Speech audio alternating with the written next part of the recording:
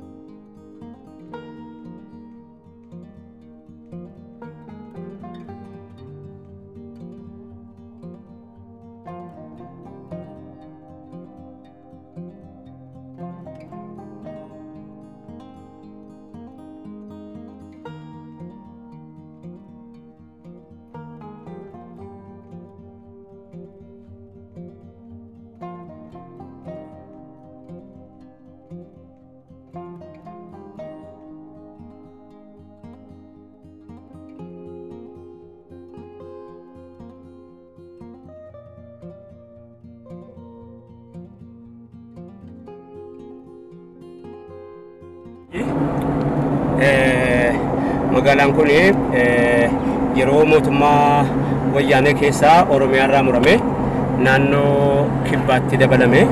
Magaalaan kun magaalaa Sa'ajaati. Sa'ajaa jedhamee beekama. Deemsa miilaatiin haa ta'u makiinaadhaan haa ta'u waan inni Sa'ajaa jedhamee beekame hin beeku. Sa'ajaa jedhamee beekama. Magaalaan Sa'ajaa kun asliin Oromiyaadha. Uummanni isaa afaan yemiin beeku. Garuu mootummaan wayyaanee gaafa mallasana ukumaa dhaaddate lafa bal'inaan gaafa jarri dhaaddatanu nummoo lafa jararraa hirrifna. Nama baay'inaan yeroo jarri dhaaddatanu nummoo nama jalaa irraa hirrifna. Akkuma jedhe sanatti magaalaa Sa'ajaa magaalaa guddoo kana naannoo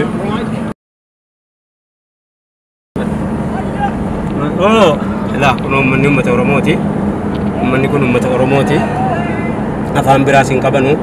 Amma dirqamaan kun afaan Amaariffaa yoon beekne afaan Yemiitiin amma namni yeroo asirraa wal lolee Oromiyaan dhaqu uummanni uummata Oromooti Oromiyaan moo dhaqu.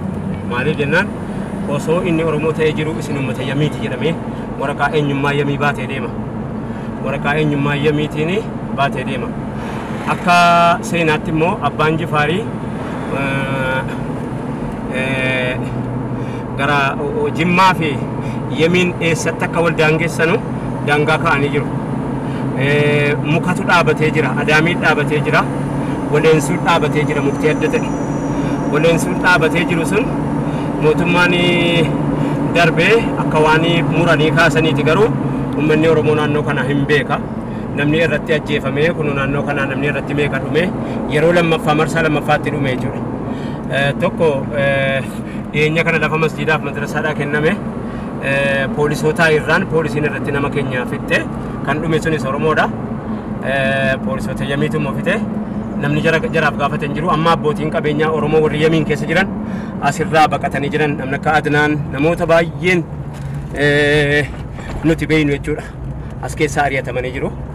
Sababa Oromoo ta'aniif lafa isaanii lafa keenya irra jedhanii lafa abbaa kaakuu jara irratti horatanii lafti kun keessanii miti jennaan irraa rukutamanii irratti ajjeefamanii irraa ari'atamanii bara dhiyeenyaa kana mootummaan jijjiiramaa immoo waan inni jedhu gaa egeree agarra akkam hagoonu isa jedhamu gaa mariinis gara fuulduraatti hin dhiyaate jennee yaanna mootummaan jijjiiramaa kun immoo seenaa abbaan Jifaar daangaa ka'anii biraa deeman sanarratti hundaa'amee uummata Oromootii deebi'amu moo seenaa yaadii goggarii 27 keessa lafa keenya nurraa muree yemiidhaa kennarratti deemamu akkam akka ta'u mootummaa jijjiiramaatu iyyuu murteessaa jechuudha.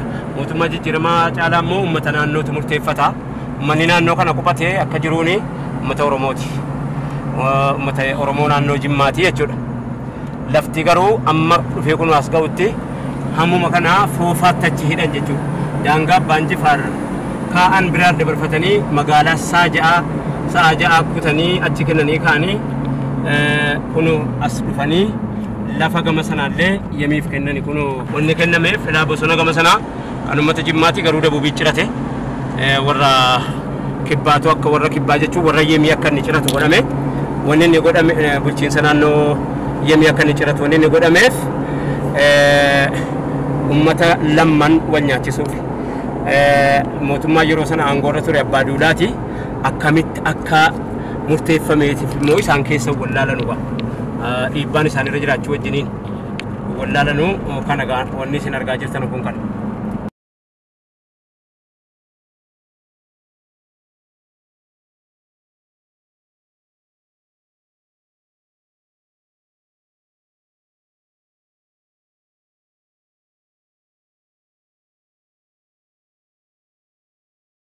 السلام عليكم ورحمة الله وبركاته. daawwattoota keenya akkam jirtu maashaallah ulfaadha bakka jirtan maratti wanni isin daawwachaa jirtan halaala biyya keenya gaa biyya badhaatuudha yeroo jennu qabatamumatti kun waan harkaa qabnu biyya bishaanii biyya midhaanii biyya lagaa laggeenii biyya bosonaa biyya bakkee biyya loonii akkasumas biyya kuna faaruudhaaf miti waan ta'e haasofne malee faarsaan jirru dhaadheessaan jirru dhaadheessa kana keessatti calluma jennee waan hin jirreen jire jedhaan jirru biyya keenya biyya kanaati yeroo jennu wama jiruyyii isin beeksifanna wama jiruyyii isin itti agarsiifna fakkeenyaaf amma naannoo ammaa kana keessa gibee bakki itti jiru kuni gibee kuni ittifameeti kan inni ol dhufe ittifamee kan inni dhufe garuu ifaadhaa fi ifaan akkuma beekamu sirna dabre keessa maddi ifaa asirraa ta'u malee naannoo bakki inni dhaqee ibsuun hin beeynu ture amma dura naannoo kanatti ifaanii dafee sumammaatu gandii qotee bulaa gamanatti ilaaltan kun ifaa hin qabu garuu isaanirraa ka'eeti kan inni naannoo biraa ibsu gilgal gibeen ittisni isaa dhufee bakka kana ga'a akka laallee agarrutti bishaan kun laggi isaa kun gubbaa olii kana ga'a lagni isaa kun amma garuu yeroon kun yeroo caamsaa waan ta'eef caamsaan gama gadii kanatti gabbuusee jira lagni isin alaala agartan kun ittisa akkuma qooqaa akkuma ittisa ummanni mormoriin edaa jirri abbayya jedhuani mormoritti an beeka akkuma laga mormor sana ittifni kana ittisa laga gibeeti keessatti naannoon kun dannabaa fi asandaaboo jidduutti argamti dannaba asandaaboo jidduutti argamti dannaba jechuun hiikaan dannaba jechuu wayyaba jechuudha sagalee hedduu jechuudha wanni dannaba jedhamu tuuta gamtaadhaan wajjiniin jiru tuuta humna qabu tuuta jabaa tokkotu dannaba jedhama asandaaboon immoo hidda jechuudha akka naannoo biraatti beekamutti jechuudha hidda asandaaboo jedhanii jira hidda gurguddaa kan ciccimaa bosona gurguddaa keessaan biqilutu asandaaboo jedhamee kan waamamu jira dannabaa fi asandaaboo jidduutti argamna lagni kun laga kuno gamni isaa rooba eeggata garuu biyyi keenya kuni irra caalaan margi isaa margeen jiru biyyi keenya rooba eeggasa ittisiin jallisiin hogumna kanaa beekumsa kanaa biyya keenya keessatti hin dagaagne hin beekamne biyyatu badhaatuudha malee silaa gannaa bonan qabu naannoon kun irraa waa nyaata naannoon kun silaa lafti isaa hin huqqatu asirraa jallisii seerri jallisii beekumsi jallisii hogumni jallisii inni dagaagaa ta'e inni ammayyaa ta'e barri kun addunyaan guutuun itti gargaaramaa jirtu kun laggeen akkanaa meeqa biyya keenya keessa yaa'an laggeen xixiqqoon amma nuti gara fuulduraattis tarkaanfannu baay'eetu jira. Gara fuulduraatti qotee bulaa keenyaaf hogumni kana kuni qaama leenji'aa, qaama muuxannoo, qaama agartee waa'ee jallisiirraa hojjechuudhaaf karoorfatee yookaanis hojjetaa jiru ilaallata. Garuu nuti immoo akka agartanii gabaasaa tokkotti akka yookaanis immoo waan argine waan qabnurraa hawaasatti agarsiifnu tokkotti lagni bakkee akkana taa'u kuni jallisii yoo ka'ee silaa itti jallatisi dhaqeetuma oomishee laga kanatti gad deebi'a. Bakka silaa dhaqee waa miidhu hin qabu. Akka seeraatti naannoo kanallee qotachuun illee dhorkaadha. Hawaasni asirraa buqqa'eeti kan inni amma dura deeme. Hawaasa asirraa buqqa'eef waan godhame illee amma wanaa gabaasa isaan hin beeku. Anturmanni koo goona badda sanaaf ture egasii. Garuu bisaan asuma bishaan keessa jechuudha. Bisaan baqadheen deemee kaffatee fudhannee bootaan qabu gadhiiseen kunoo kanaa olitti lafa namaa kadhee irra jira. Bisaan hin dabala amma kunoo as gaheetiyyuu amma irraa zoora argatii bonatti deemaa roonne. Hirratu jira jechuudha. Irraa dhidhatee amma deemaa kunoo egasii at ture. Kunoo amma ture. Manni kan kee dura as keessa ture. Manni koo kunoo akka jechuudha. Bakka bishaan irra taa'ee kana jechuudha. Eessa galte? Amma kunoo kanaa ol jira kanaa olitti gallee jirra. Lafa namaa zoota namaa deemee. Wanni naannoo kanaa ka'e namni inni kaffalameef hin jiru? Akka ganda caalaa kan jedhamutti nama jaaduwaadha kaffalame. Maaliif? Maal been? Jara qofatu. Jara biyya ta'ee isiniif biyya ta'e moo? Wakka nama jaati kaffalaneetiyyuu amma sana duwwaadha. Nama meeqa ta'a namni irraa ka'e? Namni irraa ka'e bakka ganda caalaatti nama jaha. Namni irraa buqqa'e yoo meeqa? Akka moo ganda booree jedhamutti. Ganduma walii galatti. Wanti irraa buqqa'e moo? Wanti irraa buqqa'e gaarraa nama dhibbaaf wanti izoota ammaati qabu. Amma keessiyyuu deemee jira uummanni. Keenya garii nama dhibbaaf 80. Waan iyyanna galfate qabaa gara mootummaatti. Gara mootummaatti garii nama dhibbaaf 81 wayii galfatee jira. Galfatee jira mallee waan ta'e gawwixeeti wanti ta'e hin deebine. Yoo jiraate san hin beeku garuu hawaasa guddaa kiiloomeetirii meeqaan midhaan irraa galfatu ture, loon irra yaafatee irraa galfatu ture tuyyuu asirraa buqqa'uusaan garuu dhibbatti hin beeka. Eessatti akka godaanee faffaca'e bakka adda addaatti faffaca'e kan inni jiraatu.